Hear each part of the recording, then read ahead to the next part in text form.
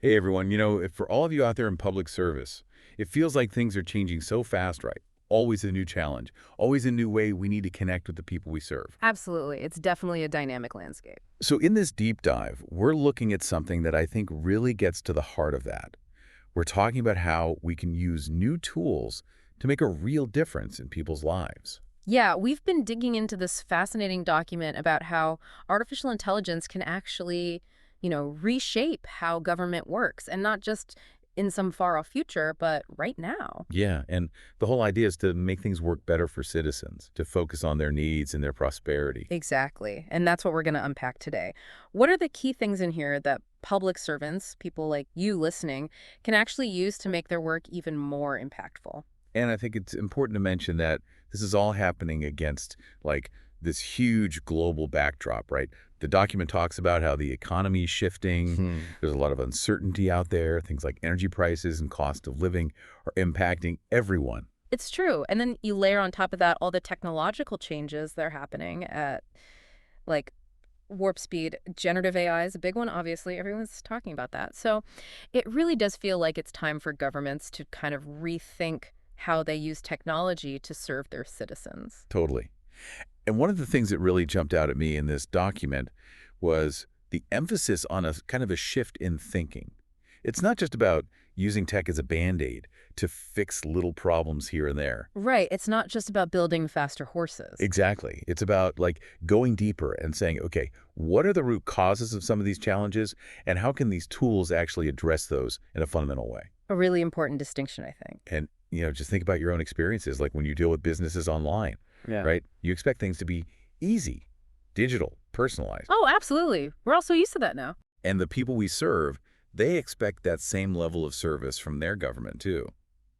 So really this whole deep dive is about figuring out how AI can help us meet those expectations and just make public service more responsive, more effective. Sounds like a good plan. So let's dive into like the why behind all this AI stuff. What's driving its adoption in government? Well, the document lays out three major, I guess you could call them technological shifts that are really making global AI adoption possible. Okay, lay it on me. Well, first, there's just so much more computing power available now than ever before. Like, it's mind-blowing. Yeah, we hear about that all the time, but it's still hard to wrap your head around. Totally. And second, it's so much easier to access that power because of the cloud. Makes sense. And third, we have just this explosion of data, right? All this digital information that AI can use to learn and get better. It's like the perfect storm. It's like all the ingredients are in place. And it's not just the technology itself, right? There's also way more awareness of AI in general. You see it popping up in all these commercial applications. And of course, generative AI is the big one everyone's buzzing about. Right, like ChatGPT and those things. Yep. Everyone's playing with them. Exactly. And that's sparking curiosity in government, too. People are like, hey, if it can write poems and create images, what else can it do for us? But I'm guessing it's not all happening at the same speed everywhere, right? Like some areas of government are probably further ahead than others. You're absolutely right. The document makes it clear that AI adoption is kind of uneven across different sectors. So, health, defense, social services, education, they're all at different stages. And why is that? Well, it seems to depend on a couple of things. One is just how mature the AI technology is in that particular field. And the other is, the kind of work they do. Some services are just naturally more data heavy, or they have processes that are easier to automate. Right. Okay, so let's talk about the 5 big trends that the document says are really pushing governments to embrace AI. What's the first one? The first one is all about responding to what citizens expect. And it's interesting because it directly ties to the experiences people have outside of government. Like we were just saying, they're used to instant, digital, personalized service from businesses. Yeah, it's almost like they're spoiled now, right? Like Yeah. they expect everything to be super easy and convenient. Well, it's more that the bar has been raised. They want that same level of connection, of efficiency from their government, too. Think about how you manage your bank account online or order something with a few clicks. They want that kind of ease when they're interacting with their government as well. That's a tall order. It is, but it's also a huge opportunity. The document does bring up something really important here, though, which is the need to make sure we're not leaving anyone behind in this whole digital push. Oh, for sure. Digital equity is crucial. It's great to offer all these online services, but Well- not everyone is online all the time or even comfortable with technology. So we need to make sure there are other ways to connect, like phone or in person. Absolutely. An omni-channel approach is essential. No matter how people choose to interact, they should be able to get the same information and level of service. And this is actually where the document gets really excited about the potential of generative AI. Oh, yeah. How so? Well, because it can create customized services on a massive scale. It's like, imagine a world where every interaction with the government is tailored to your specific needs. Wow, that's pretty powerful. Okay, so what's the second trend? This one's about creating simpler and more efficient processes within government itself. Ah, streamlining things on the back end. Exactly. And this is something I know a lot of our listeners can relate to. You're dealing with huge workloads, constantly being asked to do more with less, and sometimes the systems you're working with feel like they're from the Stone Age. Yeah, I've heard that from a lot of public servants. It can be really frustrating. The document talks about how AI can help make things run more smoothly across the board, like managing information, personnel, finances, security, all of that. So basically, all the stuff that needs to happen behind the scenes to deliver those great citizen services we were just talking about. Right. But it's not just about making things easier for the government, is it? The real benefit is that if things are running more efficiently, public servants have more time and energy to actually focus on the things that matter most. Like actually engaging with people and solving those complex problems that require a human touch. Exactly. So it's a win-win for everyone. Okay, third trend coming up. This one is all about data, specifically using AI to design services that are truly based on evidence and insights. They call it data-based policymaking. So instead of just going with our gut or relying on anecdotes, we're talking about using data and AI to make sure our policies are actually informed and we understand what the real impact is going to be. And what it might cost. Don't forget the budget implications. Right. So we're talking about crafting better regulations, getting a deeper understanding of how policies affect society and the environment, and even figuring out how the public perceives those policies. It's like taking the guesswork out of policymaking. Absolutely. Okay, fourth trend. What's on deck? This one is all about responsibility, making sure that as we use AI more and more, we're doing it ethically and in a way that builds public trust. Yeah, public trust is everything in this work, right? For sure. And the document talks about how governments are really focusing on showing that they're committed to responsible innovation. So that means making sure these AI systems are explainable, that there's accountability for how they're used. I've even heard about this idea of human-in-the-loop systems. Oh, yeah. That's where AI can provide information and analysis, but ultimately a human makes the final decision. It's kind of a safeguard, especially for those really sensitive or complex situations. Makes sense. What's really interesting is how this is evolving from kind of general ethical principles to actual policy proposals and regulations. So it's getting more concrete. Exactly. And the document really emphasizes that we need to be collaborating with the private sector on this. They have a lot of expertise in AI, and we need to make sure these regulations are actually relevant and adaptable as the technology keeps changing. We need rules that can keep up, right? Yes, exactly. Because at the end of the day, clarity and strong guidelines are what build public confidence. If people trust that AI is being used responsibly, they're more likely to be okay with it. And that makes it more likely that AI can be used for good. Precisely. Okay, we're on the last trend now. What's number 5? This one takes a wider view and looks at the whole ecosystem of AI development.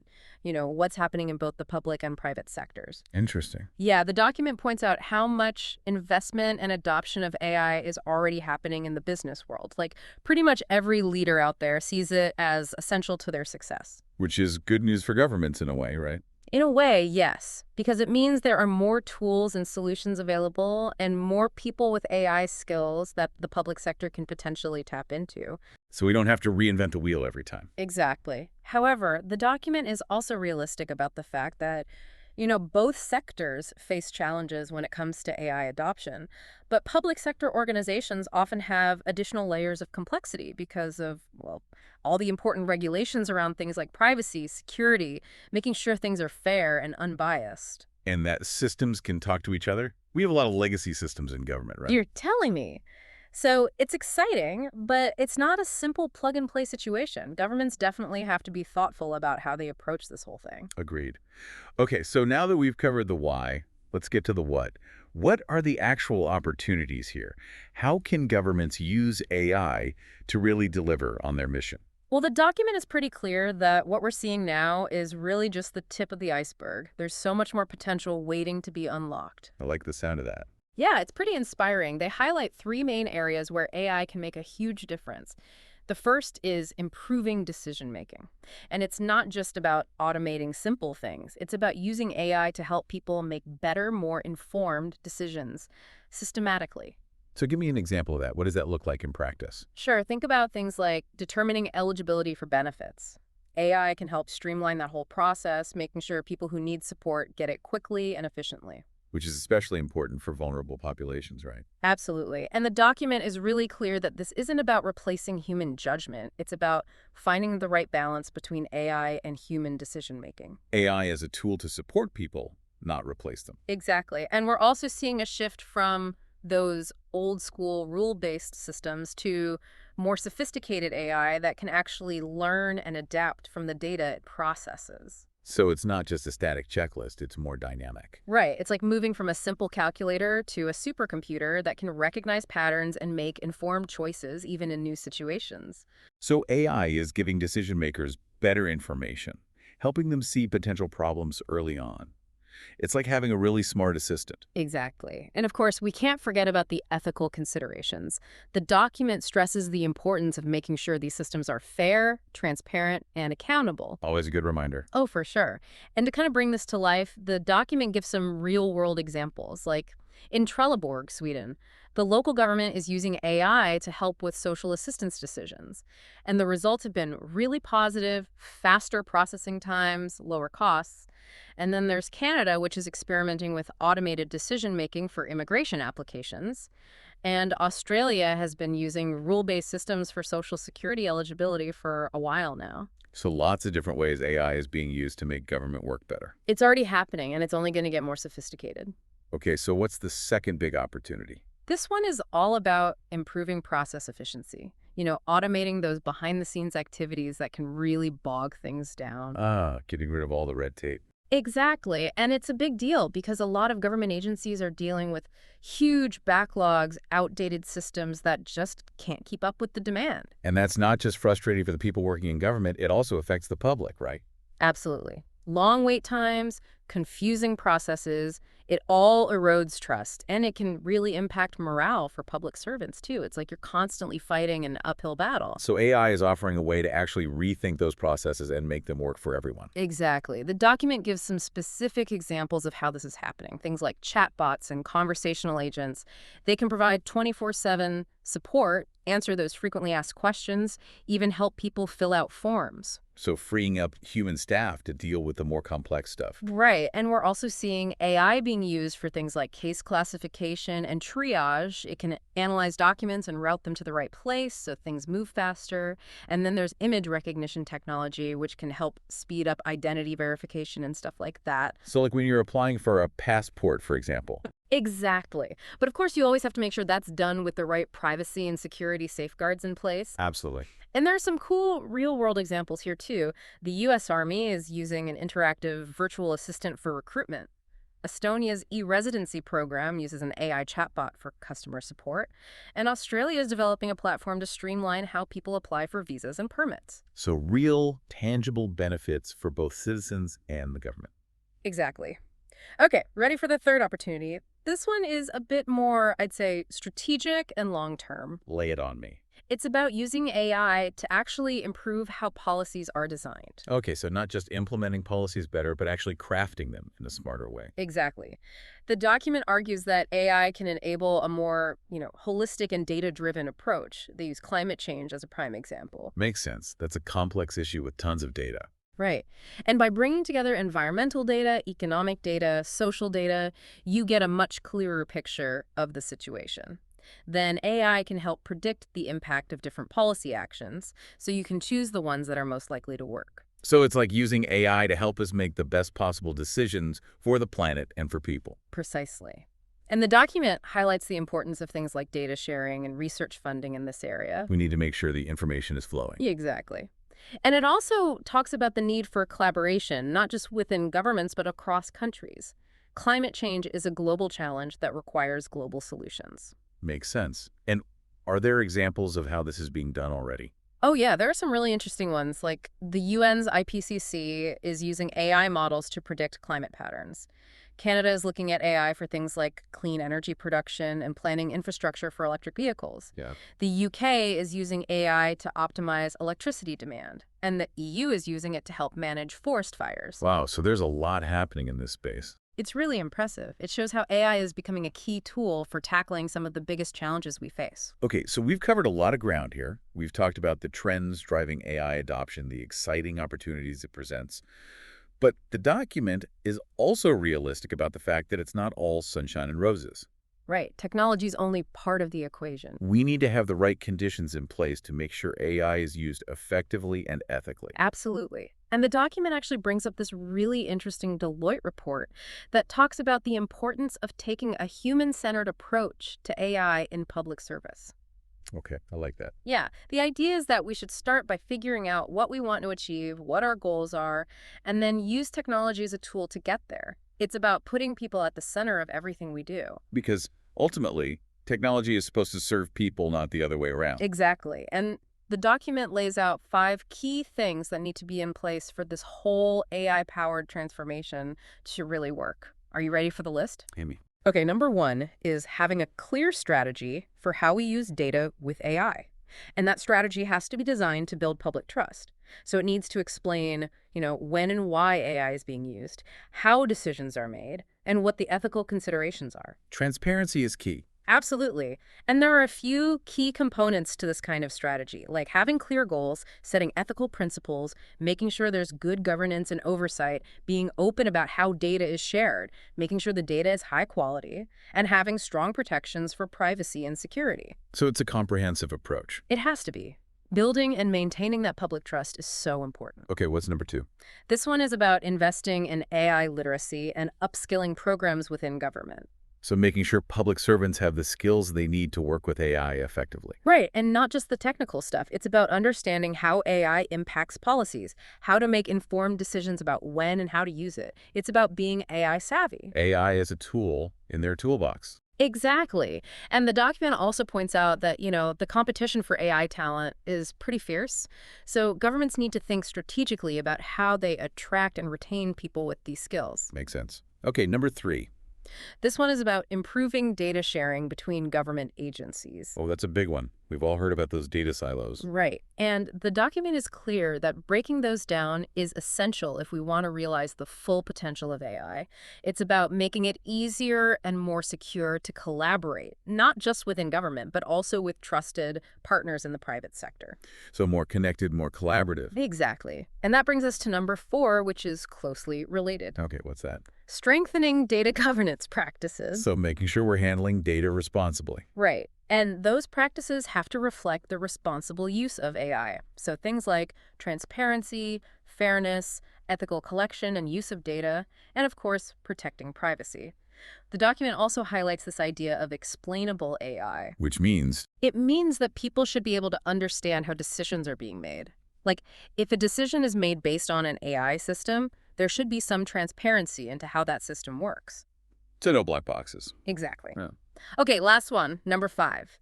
This is about creating regulatory frameworks that can keep pace with how quickly technology is evolving. Yeah, it's changing so fast, it's hard for the rules to keep up. It really is. And the document emphasizes that governments have a big role to play here. It's about shaping how these technologies are used, raising awareness, and working with experts from all sectors to develop regulations that are, future-proof. Regulations that can adapt as the technology changes. Exactly. It's about fostering innovation, but also protecting the public interest. Finding that balance. Always. Well, we've covered a lot today, and it's clear that AI has the potential to really transform how governments operate and how they serve their citizens. It's about improving those connections, making things more efficient, making better decisions. Absolutely. And it's not just about technology for technology's sake. It's about using these tools to make a real difference in people's lives. Exactly. And for all of you out there in public service, we hope this deep dive has given you some practical ideas and insights that you can apply to your own work. Yeah, we've tried to pull out the key takeaways from this document that are actually relevant to what you do every day. And as you think about everything we've talked about, we want to leave you with this question. What's one small step you can take? Maybe one principle you can apply or one example we discussed that you can explore to better serve your community. It could be something as simple as identifying a process that could be streamlined with AI, or thinking about how better data sharing could lead to more impactful policy decisions in your area. The possibilities are there. And you are the ones who can make them a reality. Thanks for joining us for this deep dive.